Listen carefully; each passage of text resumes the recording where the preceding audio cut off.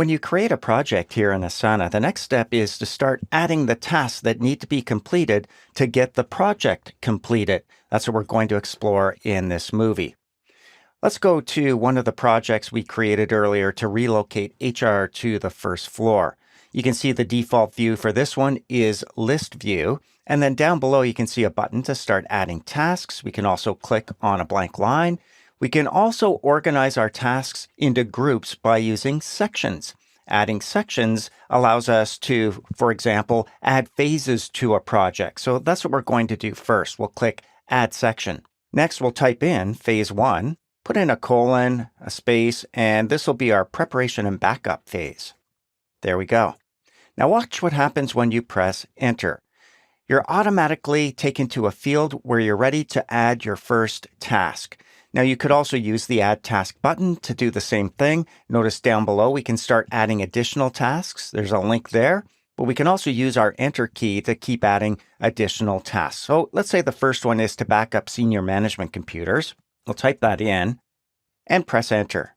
Saves us reaching for the mouse and clicking Add Task. After that, we'll back up the employee computers. There we go. Press Enter.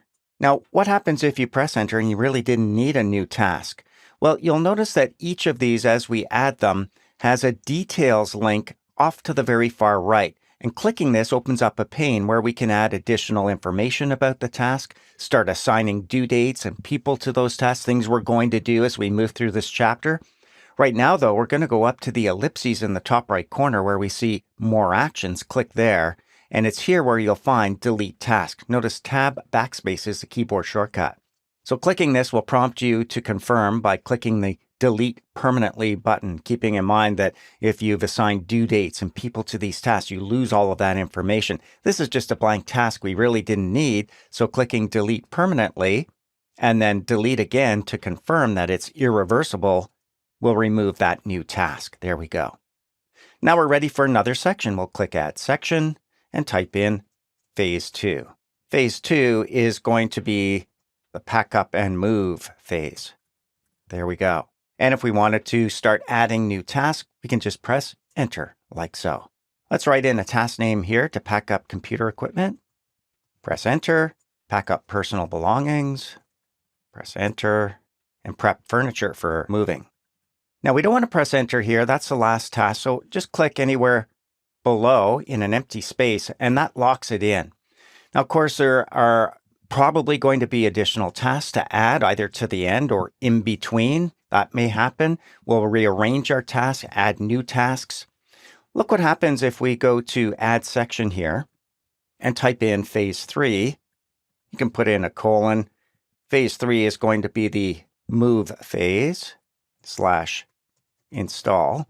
And don't press Enter, just click off to the right-hand side in an empty space. You can see now we don't have tasks here, but we do see a plus sign to add a task to the section, another way to add tasks. And there's the ellipses.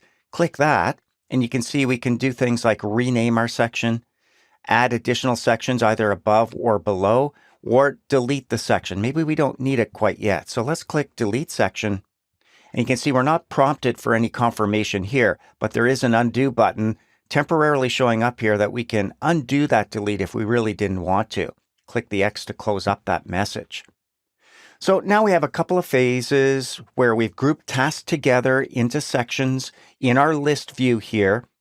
The next thing we might want to do is use Outlook to add tasks to a project. We'll explore that next.